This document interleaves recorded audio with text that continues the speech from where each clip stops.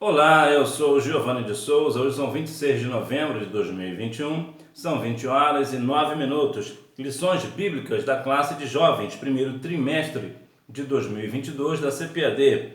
Jesus, o Filho de Deus, os sinais e ensinos de Cristo no Evangelho de João. Nosso comentarista é o pastor Silas Queiroz e você já pode deixar aqui nos comentários o que você achou deste tema para este trimestre. Também aproveito para lhe informar que no próximo domingo, ao 12h30, sairá, permitindo o Senhor, a lição número 1, que é Conhecendo o Evangelho de João.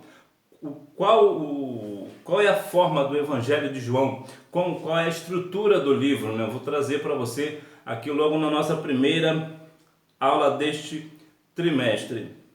Você aproveita e se matricula aqui no canal para que assim que o vídeo sair você seja notificado. Lição número 2, João Batista, preparando o caminho. Vemos aqui o João Batista, que é o maior de todos os profetas, apesar de não ter nenhum milagre relacionado diretamente a ele.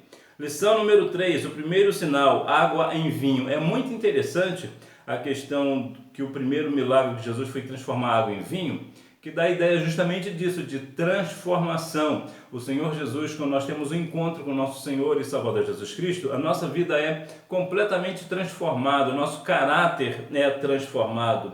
Lição número 4, você precisa nascer de novo. Quantas pessoas precisam nascer de novo? Inclusive, muitas pessoas que estão hoje nos templos achando que é crente, na verdade é crente que é crente, precisa de fato nascer de novo. Lição número 5, o segundo sinal, a cura do filho do oficial, o Senhor Jesus, ele cura. Lição número 6, o terceiro sinal, o paralítico de Betesda.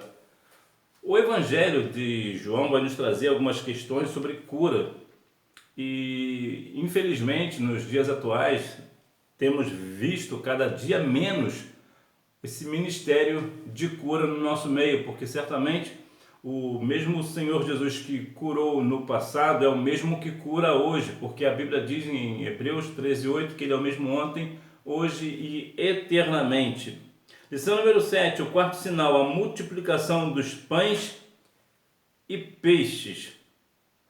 O Senhor, ele sempre irá nos dar o nosso alimento, seja ele material ou espiritual, e ambos, né? Entretanto, nós precisamos ter sempre uma reserva, nós precisamos compreender, é claro que o Senhor pode trazer à existência aquilo que não existe. Vemos, por exemplo, um maná. Ninguém tinha um pouco de maná para o Senhor multiplicar. O maná caía da forma extraordinária e sobrenatural dos altos céus. Isso porque o Senhor ele não precisa de algo ou alguém preparado para ele manifestar a sua glória. Entretanto, a ideia principal aqui da lição número 7 é que nós devemos fazer a nossa parte. Lição número 8, o quinto sinal, Jesus anda sobre o mar. Interessante que Jesus andou sobre o mar e um dos seus discípulos, Pedro, no início até creu que de fato ele era o Cristo que estava chamando, mas depois de ver ali o mar um pouco agitado, ele acabou duvidando e começou a afundar. Lição número 9, o sexto sinal, a cura de um cego de nascença. Está aqui algo extraordinário, né? O Senhor, ele cura até aquelas pessoas que têm uma deficiência desde nascença. E por que isso? Porque é o Senhor que nos gera. O Senhor, ele, na verdade, ele conhece toda a nossa estrutura. A Bíblia diz, como a Bíblia fala lá em Jeremias, que antes que ele fosse formado, o Senhor já o conhecia. Então, o Senhor nos conhece, né, desde o nosso ventre. Então, se ele nos criou para ele curar algo que está, fazer algo, completar, vamos assim dizer, né? Para ele é muito mais fácil, porque o que é mais difícil? Criar ou consertar aquilo que já foi criado? Então, se ele consegue criar, muito mais consegue curar mesmo aquele cego de nascença. Lição número 10, Jesus, o bom pastor. É muito interessante a ideia do bom pastor, porque vemos nos dias atuais algumas pessoas que se chamam pastor, e existe uma grande diferença, há pastor chamado e chamado de pastor. Mas Jesus, ele é o bom pastor. E por que ele é o bom pastor? Porque o bom pastor dá a sua vida pelas ovelhas. E foi isso que o Senhor Jesus fez. Ele morreu na cruz por nós. Lição número 11, o sétimo sinal. Jesus ressuscita Lázaro. É interessante como o Senhor Jesus, ele cura pessoas e agora ele faz algo que é impossível de se fazer. Trazer uma pessoa de volta à vida, e isso após 4 dias.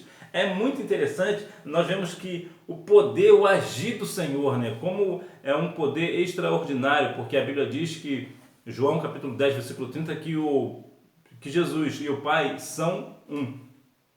Então veja que o Senhor, ele ressuscita Lázaro após 4 dias de morto.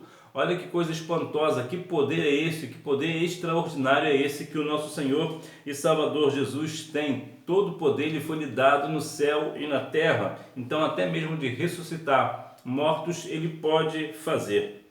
Lição número 12, Jesus vence a morte. O Senhor Jesus, ele é vencedor. Ele em nada perderá, nem mesmo a morte conseguirá, não conseguiu e jamais conseguirá deter o nosso Senhor e Salvador Jesus Cristo. Aqui numa questão, é claro que aqui Jesus venceu a morte, claro que vemos que hoje pessoas morrem, né? Nós morreremos um dia, é claro, mas aqui no contexto espiritual, nós vemos que o Senhor, ele vence até mesmo a morte, até mesmo na questão física, né? O Senhor Jesus na verdade não curou, ressuscitou a Lázaro, ressuscitou também o filho da viúva de Naim.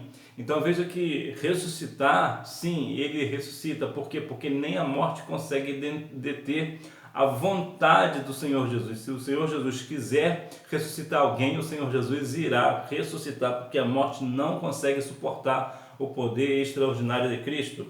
Lição número 13, para que creiais que Jesus é o Filho de Deus.